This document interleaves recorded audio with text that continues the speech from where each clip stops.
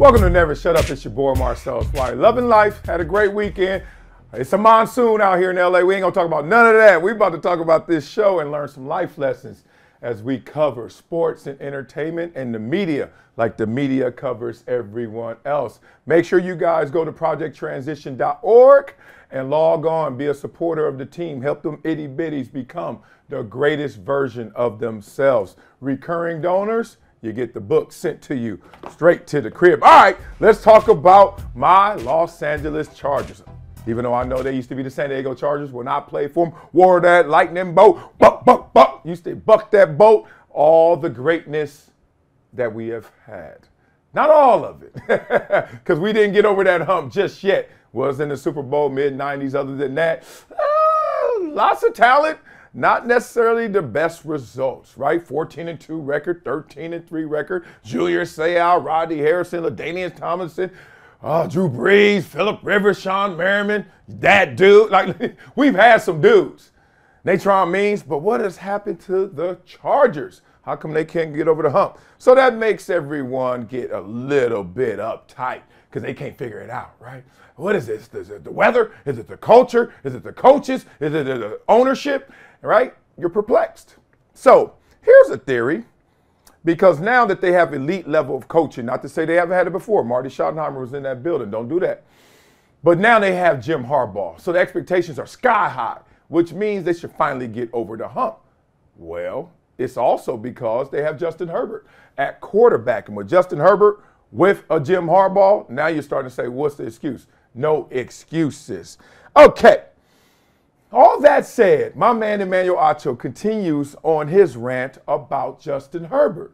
So now we have another layer to this conversation, because before it was just Justin Herbert and he wasn't a winner and he couldn't do it and he couldn't bring this team and put it on his back. So therefore, how good can he be? Even though that's most quarterbacks in the NFL, they can't put the team on their back and win it all. But now we've hit another level, another layer of this stick. You know, this stick right here is the lane he wants to go when it comes to Justin Herbert. Now, I will tell you afterwards why I must push back on Emmanuel Acho, even though I don't have ill feelings for Emmanuel Acho. But I'm not going to allow this type of rhetoric to continue. So let's listen to Acho first, let him hang himself, and then let's talk about it. Herbert hasn't won anything. Not yet, no. Not just at the NFL level. Let's talk about Herbert's draft class for a minute, because I wanted to do enough homework to go and do a deep dive. Joe Burrow won a national championship. Tua Tagovailoa won a national championship. Jalen Hurts won a national championship. But Justin Herbert, even in college, where if you're a quarterback, you can win. Right. Think about the quarterbacks in the college football playoff this year. J.J. McCarthy, first-round pick. Michael Penix, supposed to be a first-round pick. Quinn Ewers next year, supposed to be a first-round pick. So if you are a quarterback in college, you can win. Okay, so in college, you don't win. In college, you are the least winning quarterback of your draft class, of your peers. Then you get to the NFL. Let's look at those same peers. Joe Burrow gets drafted ahead of you, so he goes to a worse team, goes to a Super Bowl. Jalen Hurts is a second-round pick. He wasn't even a starter. He was a gadget quarterback, goes to a Super Bowl. Tua Tagovailoa leads his team to the playoffs 2 years, and you've gone to the playoffs once. So in college, you weren't a winner. In the pros, you weren't a winner. And now Harbaugh talking about winning championships, plural? Oh, them hopes is too high for me, 2-5. What do you say? I didn't go back to high school. By the way, in high school, he also didn't even win state. Yo, but I didn't want to go back to high school. He's killing him, though. I'm just saying. And after he killed him, he did the last thing to make sure he was there. He just like, Okay, so Acho went there. Now we have shifted to, like, since Jim Harbaugh is a winner and Justin Herbert has never won anything, be careful, pump the brakes if you think that he's going to win it all with Justin Herbert. Now, even though Jim Harbaugh has not won it all on the professional level, we get his point. His point was on any level, it looks like Justin Herbert has never won a championship, certainly not the collegiate level. And Jim Harbaugh just won a national championship. Okay, where's this coming from with Acho? I'm not that perplexed, because I know how Acho gets down. I worked with Acho. Acho's the homie. I've seen how he researches. I know how to come at him. I know how to combat him. Acho wants to be provocative. And that is not a negative word, so please don't take it to a negative place. He wants to be provocative. Now, let me give you guys the basis of this, this type of research that leads to these type of opinions. Because you want to be provocative, you want to say something that sounds right, but they can prove wrong. But in that battle of what you just heard was like, oh, wait a minute, that right there is what we have now redefined from interesting to now engagement. Y'all follow me? So there was a day where you had to be interesting just because you said something that was factual or just entertaining, right? So it couldn't be tethered together. It couldn't be factually entertaining, and if it was, that's the best show. And if it was factual but not entertaining, then it's like, all right, y'all go over there, have your PBS, CBS mornings, right? Now, we're talking about something completely different here with Acho, because Acho is now trying to say something he knows that's not factually correct, but damn it, it's entertaining. And that's not where sports media was, but that's where it is now. So let me give you the definition of Acho doing this, redefining interest as engagement. He knows damn well, me included, all of us are guilty. We're going to get so mad at what he said once it hits us like, what? That makes no sense that we're going to get engaged with him. You're going to respond, you're going to reply, you're going to quote tweet, you're going to say something, get him. He got what he wanted. He got what he wanted. And look, I'm giving him right now what he wants. And that's fine for me because I have a greater good than just trying to go at Acho. I'm not even about that. I'm trying to let you guys know what the real experience is about. Not just a football experience, but a life experience. So last night I'm speaking at my high school. I'm speaking at my high school's championship banquet, right? You seeing all the guys get their all league, all CIF, all state, and then their collegiate offers and they're going to college. You know how the banquet goes, right? Got the good chicken, macaroni and cheese, and a little salad, all that. We know it. We all been there. The kids dress up, some of them, untucked collared shirts with the tie hanging down and the shirt flapping out. You've seen it all. We all been to high school banquets. Here's the thing. I am not going to let somebody project BS, insecurities, limitations to the kids who are coming up, looking up to these same guys like a Justin Herbert. Justin Herbert's a hero. The quarterback for our team was a freshman, balled out of control this year, right? All CIF, everything. What if the kid wants to be Justin Herbert? Wouldn't that be amazing? And wouldn't it be crazy for that kid to think that Justin Herbert's not a winner? Well, he hadn't won at NFL level. Not yet. You know how long it took John Elway to get his? You know how long it took Peyton Manning to get his? Oh, you know, no winner. That's how it goes. Okay. So let's use Acho's words against Acho's words just because that's what he wants us to do. That's the new level of interesting. That's called engagement. Let's start with the GOAT, Tom Brady. Oh, Tom Brady. Oh, you got his 7 championships. Yeah, but he never won. What? Nah. He won a national championship, and he wasn't the reason, right? So we got already one against Acho in terms of, Brady was around winning, but he wasn't the reason they won. He was not the guy. Okay, so let's go to Joe Montana. He won a national championship. Ding, ding, ding, ding, go, Acho. And then it's going to get quiet. Peyton Manning, anybody? What Peyton Manning do in college in terms of championship? Didn't win it all, right? Remember that narrative against Peyton Manning? Goes to the NFL, 2 Super Bowls. Okay. John Elway. John Elway never even went to a bowl game. A bowl game? Nope. How'd John Elway turn out? Terry Bradshaw. Didn't he go to D2? Didn't he go to D2 school? But they won championships after he left, right? Woo! Won 4 Super Bowls in the I keep going. I'll give you some Dan Marino, but that helps Acho's point, right? What he ain't win on either level. Dan Marino wasn't a baller. Dan Marino wasn't a winner. Like, you win it. Like, can you be a winner without winning the championship? I hope so. I hope so. Because if not, y'all need to speak at the banquet next year and tell these kids that the people they want to become are not winners. Winners in what? Winning a Super Bowl? Winning in football? Hall of Famers? Or winning in life, which we all really trying to strive for. So I'm not going to come with the hate at Acho. I'm not going to do much. I'm going to give him a little bit of what he wants, which is just some attention, some interest, some engagement. So you guys tell me what y'all think about Acho's take. I thought it was crazy.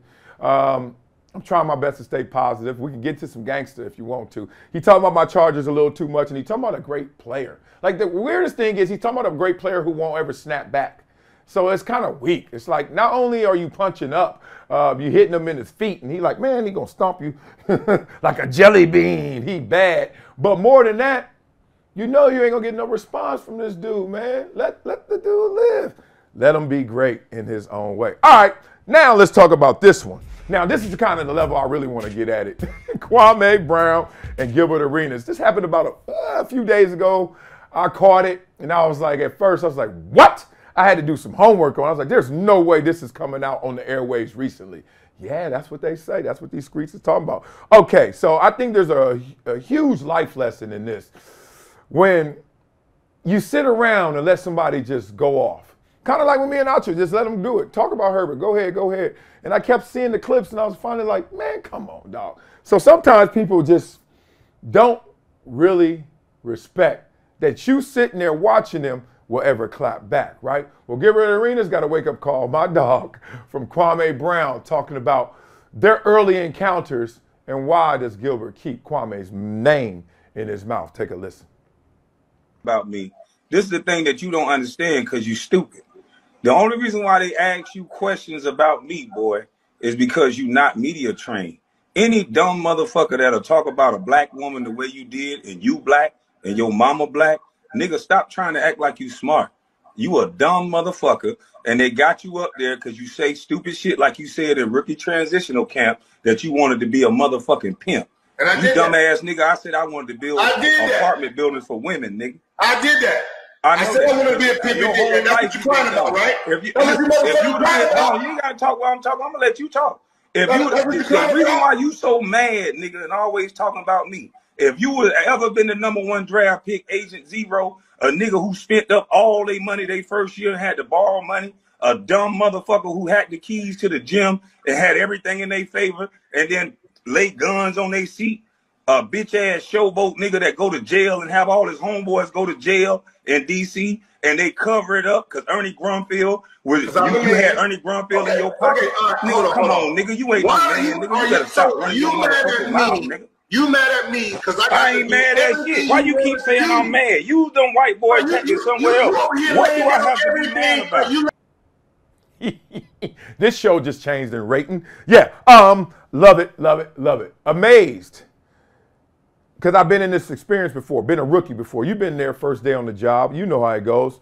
You watching, right? You don't have that power. You're not top of the pecking order. You don't feel like you can flex, but you catching stuff, you hearing stuff, you seeing stuff, right? You seeing what the vets do, you seeing what the boss is doing, and you sitting there like this. Okay. They teaching you what the culture is, but you ain't a part of the culture because you just got there. So imagine a young Kwame Brown who's sitting there watching Gilbert Arenas do all this stuff and mum's the word. One, because I'm part of the team, so I can't be outing up anybody in this team, right? I ain't snitching on the team. It's all good. Go do you. Do your dirt. I saw this as a rookie as well. I hung with some vets, and I was like, damn, this is how y'all roll?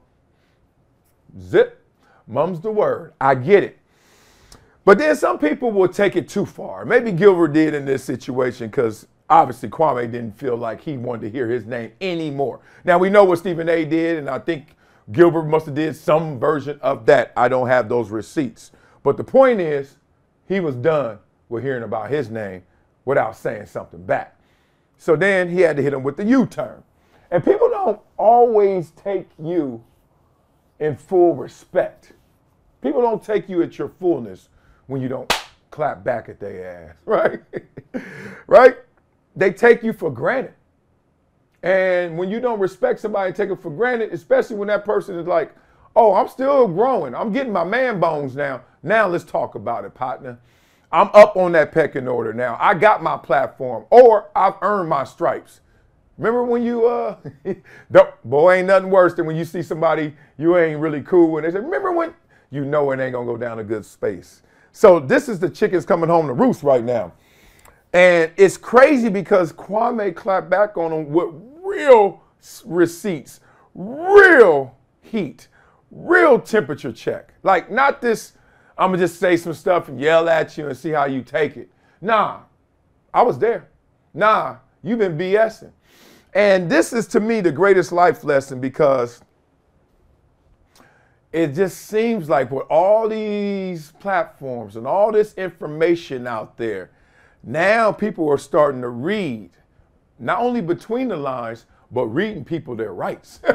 Before, we lived in this little culture for a decade or so. So few people had the voice. So few people had the megaphone. So few people had the microphone that we had to just kind of take their word for it, right? Nobody was challenging the guys. Because guess what? You come off as bitter or a hater as soon as you clap back, and then you don't have the same platform. So he gonna out-talk you, and he gonna outlast you because he got the platform. That ain't the same now. Nah, you can go get it. Think about it. Shannon Sharpe, and I'm gonna talk later about this. Shannon Sharpe was in mainstream media like me, you know, he was killing it, had his own show. I've been there, I see it. We all watched it, we loved it. Then they kicked him out. They did, they ran him out. What did he do from that? Rebounded, hit the trampoline, and now he's higher than ever. But that proves something, that these platforms independently, y'all better not play. Why is Stephen A. flirting so hard with his platform and podcast? Because he knows. He's smart. So guess what? Now all of us over here is looking at them over there and saying, dog, what's up? You good? Remember when? Remember when? They start rubbing their hands, you got problems. So now I'm loving this because now we are resetting the discourse. We gonna now get at each other like, ethics, interests, engagement, facts, or you just talking shit? And you just watch. People think it's like, 2024 Cat Williams. It's really that, make him the face of it, but in reality, it's just too many people now can talk back, right? You ever been in that situation? Your homeboy getting punked, or you the one getting punked? I got bullied. And then finally it's that day where you feel like it, like all of a sudden you just do this, like, nah, let's go, I'm fighting for mine. Now so many people have platforms, they just like, nah, that ain't how it went, or nah, that ain't how it goes, or nah, you fraud up there, bro, let me tell you how it goes. And then that's the clap back. Loving all this, so just expect more, expect more.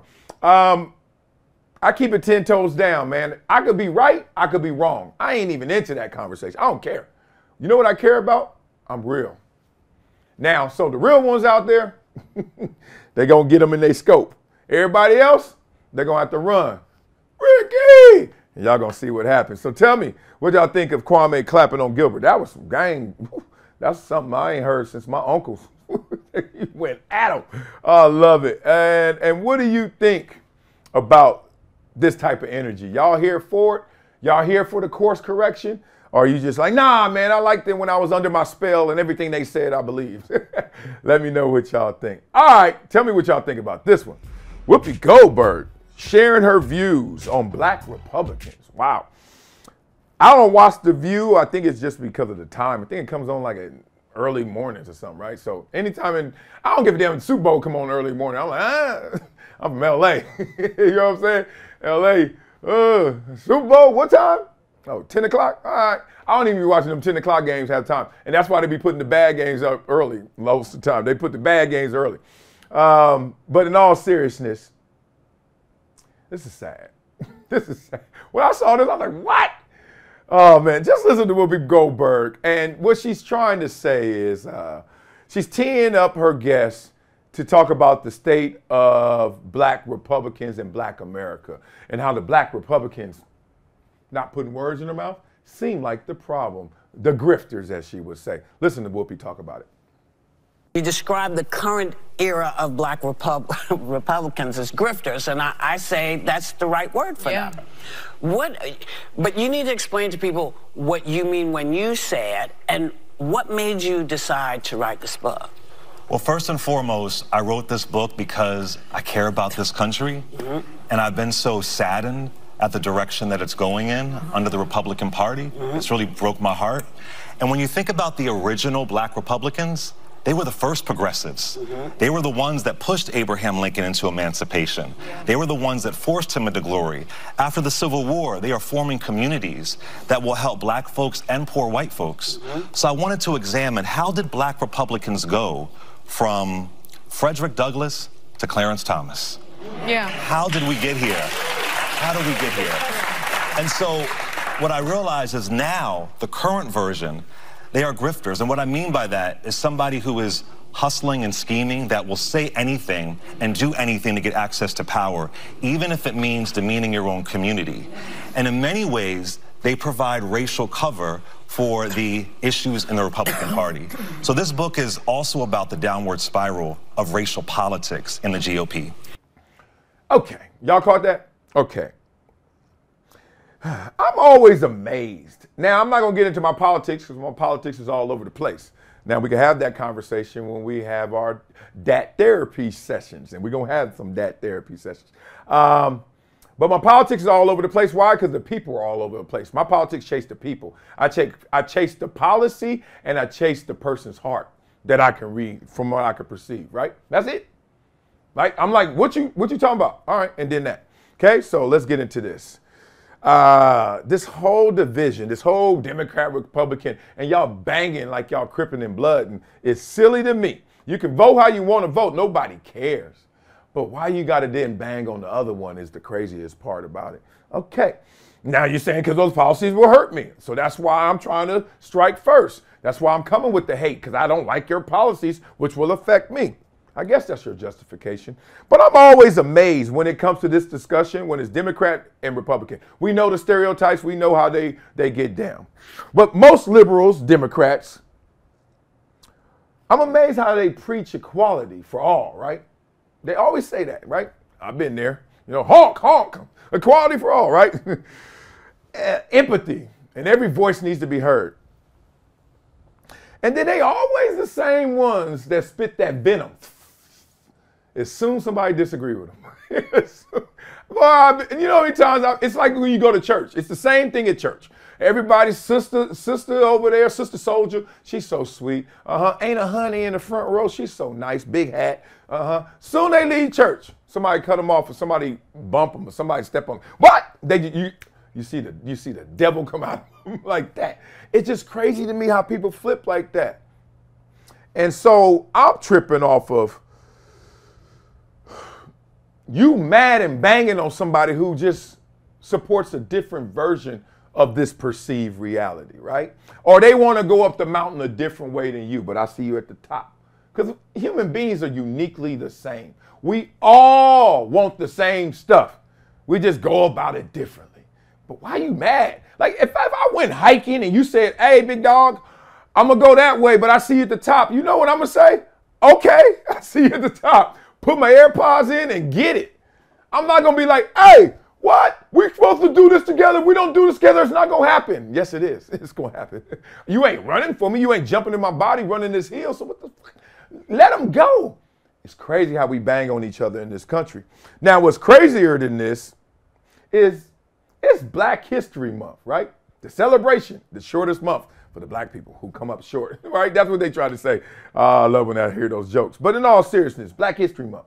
Whoopi Goldburg literally says to respect black culture, America. This is a month-long holiday. Respect black history. But then she won't respect other black Americans because they're Republicans. What? Call them grifters. And then bait little dudes to go out there and say, yeah, I care so much. And the progressive black Americans back in the days were Republicans. You can call that progressive, or you just trying to say, no, we just want some equality. Like, stop labeling everything. Since you want equality, you're progressive. Oh, man, these people crack me up. So, I sum all this up to say this. Whoopi really came off and sounded like how I hear my kids every day sound. Every single spat sounds like how Whoopi sounded right there. And that's not good. That's childlike. Because every time something goes wrong, they want to say it's somebody else's fault, right?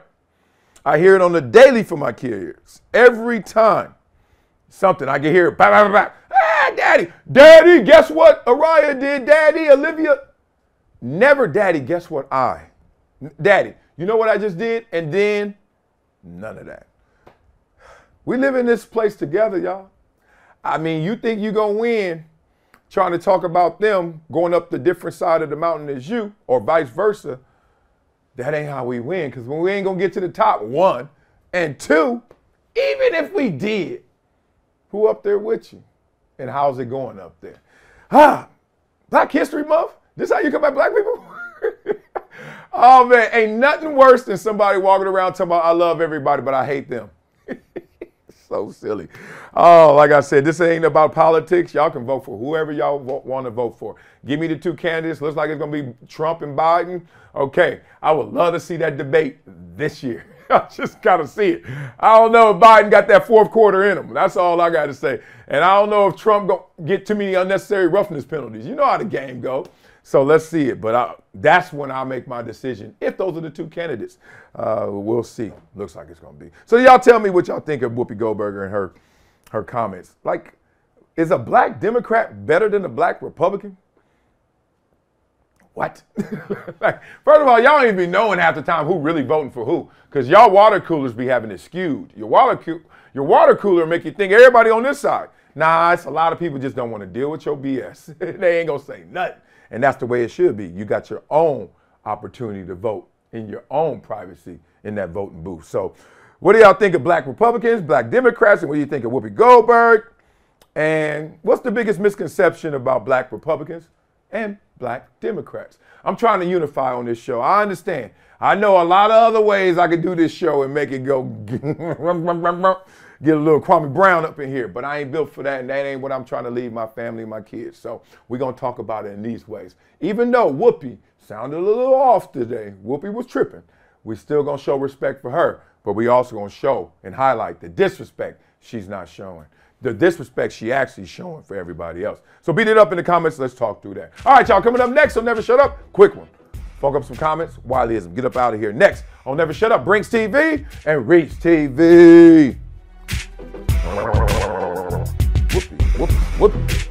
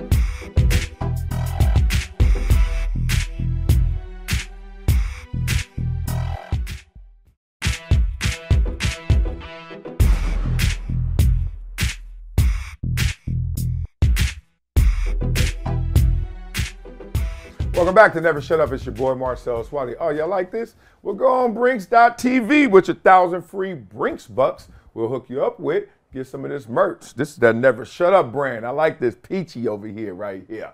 And also WileyWins.com. Make sure you support WileyWins.com. Go out there on BetUS and let's bet this Super Bowl. I'm taking the Chiefs. Why? Because I've been slapped in the face too many times by Patrick Mahomes betting against that man, so I got him. And always support the community with projecttransition.org. Recurring donors, get this book. Yeah, I will send you this book. All you got to do is leave your email, sign on, leave a donation so you can help these itty bitties become the greatest version of themselves.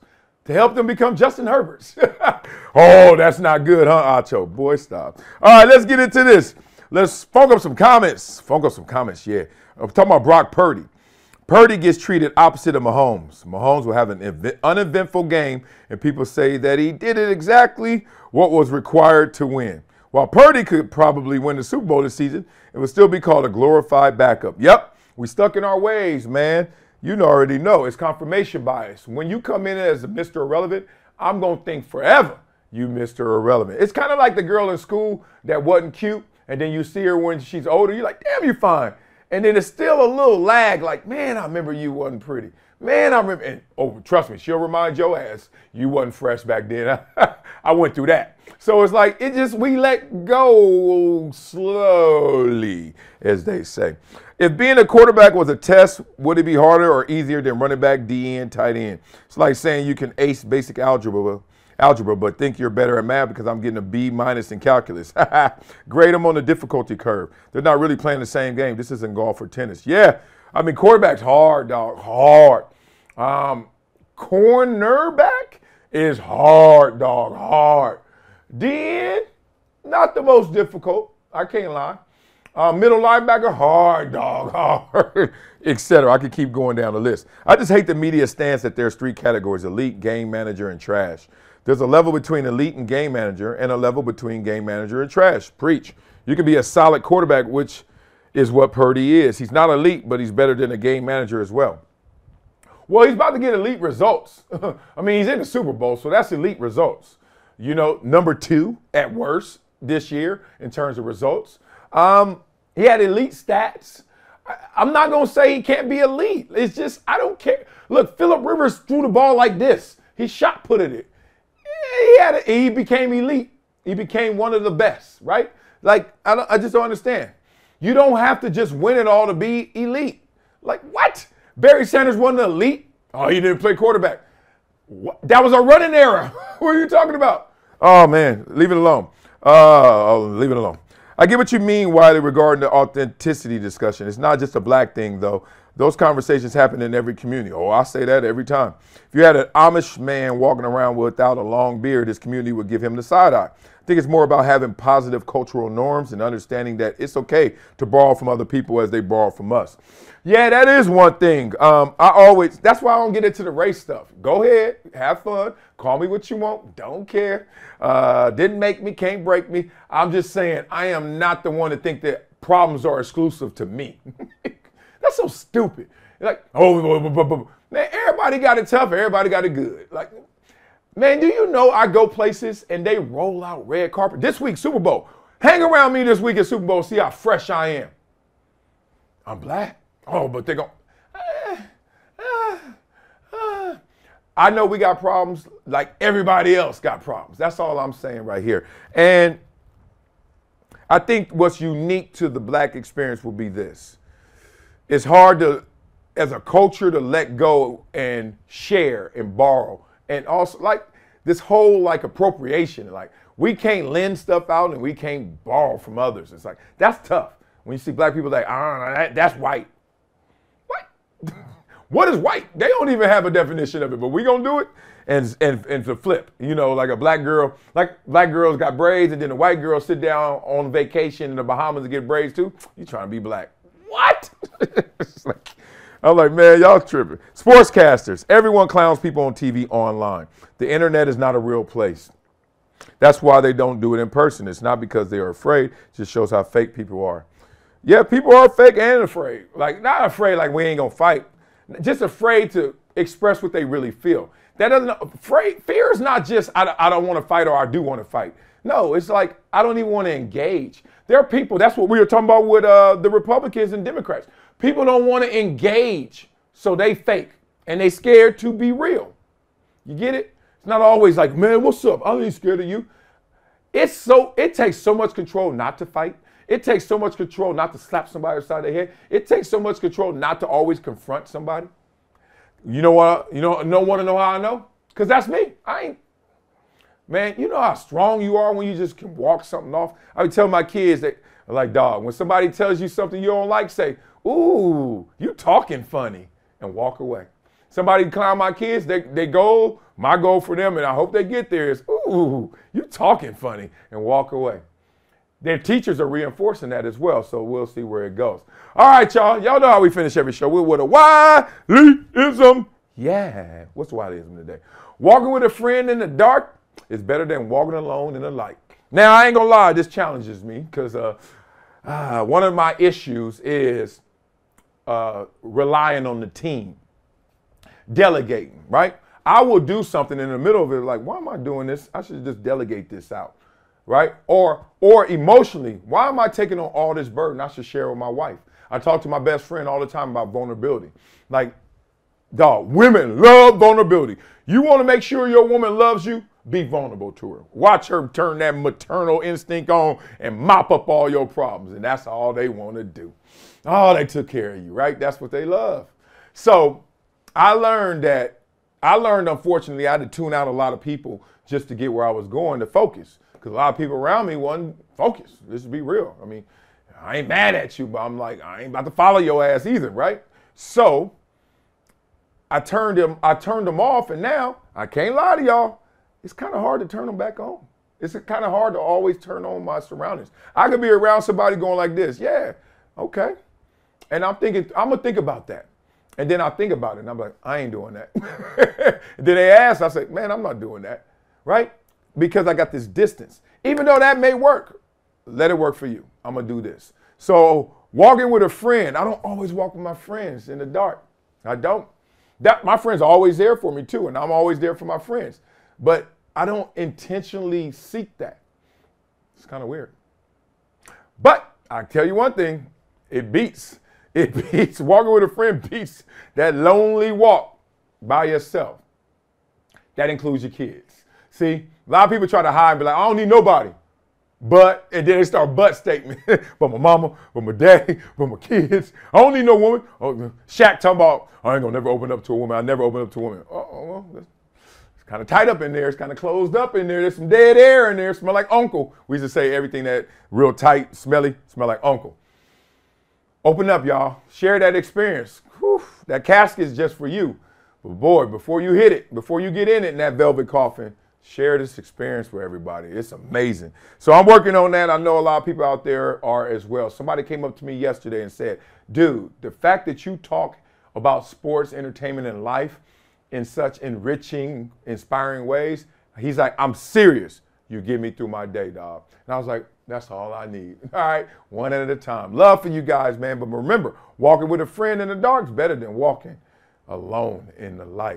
At least that's what they say. That'll do it for today's episode of Never Shut Up. Got love for y'all. About to get up out of here. It's a busy day and LA is wet. I don't know what the hell. This ain't the West, this is the Midwest. Love for you guys. Have an amazing day. I'm gonna try. I will. Yeah.